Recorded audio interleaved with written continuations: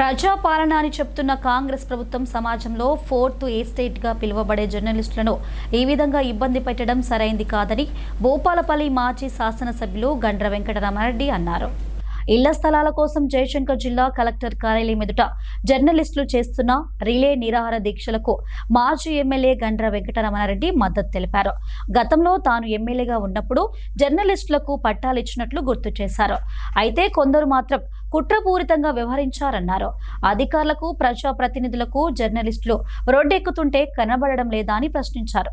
తక్షణమే ఇళ్ల స్థలాలు ఇవ్వాలని డిమాండ్ చేశారు.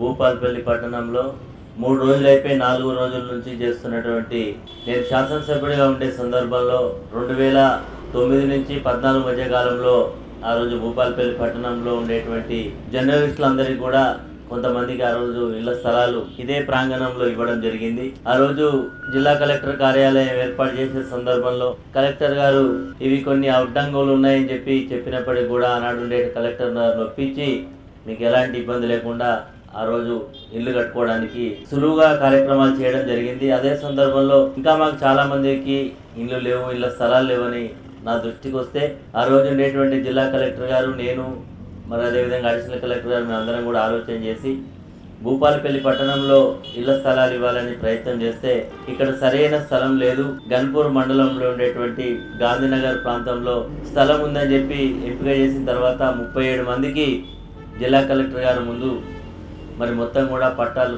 పంపిణీ చేయడం జరిగింది.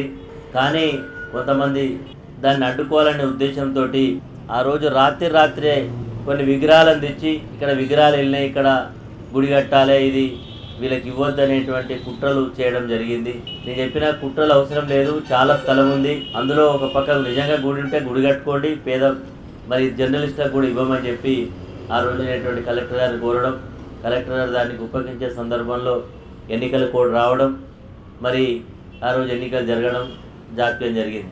మరి కొత్తగా వచ్చినటువంటి ప్రభుత్వం 2 సంవత్సరాలు అయింది. నా దృష్టికి కూడా చాలామంది మీడియా మిత్రులు వచ్చి చెప్పడం జరిగింది, మాకు ఆ ఇళ్ల స్థలాలు ఇస్తే మేము ఇల్లు కట్టుకుంటామని చెప్పడం జరిగింది. కానీ ఈ రోజు ఉండేటువంటి ప్రభుత్వానికి మరి జర్నలిస్టుల యొక్క సంక్షేమం అంటే పూర్తి నిర్లక్ష్య ధోరణి అవలంబిస్తున్నట్టుగా కనబడుతూ ఉన్నది. 4 రోజుల నుంచి చేస్తూ ఉంటే కూడా ఇక్కడ ఉండేటువంటి జిల్లా మంత్రి శ్రీధర్ బాబు ఇక్కడి నుంచే పోయిండట, మరి ఆయన కనబడలేదా? మరి ఇక్కడ ఉండేటువంటి శాసనసభ్యుడు కనబడతలేదా? ఇక్కడ ఉండే జిల్లా కలెక్టర్ రోజు ఇక్కడి నుంచే పోతా ఉన్నాడు. మరి వీళ్ళ సమస్య పరిష్కరించాలనేటువంటి ఆలోచన రాకపోవడం చాలా బాధాకరం. మీరు చేస్తున్నటువంటి పోరాటం న్యాయ పోరాటం కాబట్టి తప్పకుండా మీ ఇళ్ళ పట్టాలు వచ్చి మీరు ఇల్లు కట్టుకునే మరి సందర్భానికి మేము పూర్తిగా మరి మా పార్టీ తరఫున మీకు అండగా ఉంటామని సందర్భంగా తెలియజేస్తా ఉన్నాం.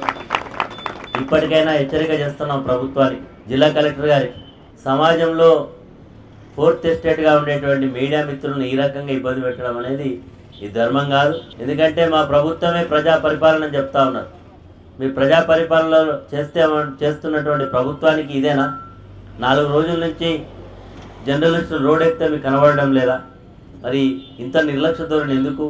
తక్షణమే మరి వీళ్ళ పట్టాలు ఇవ్వకుండా కనుక ఇదే నిర్లక్ష్యం చేస్తే శాంతియుతంగా ఉండేటువంటి ఉద్యమం ఇంకా మరింత తీవ్రమైనటువంటి అవకాశం ఉంటుంది. అది భూపాలపల్లితో ఆగదు.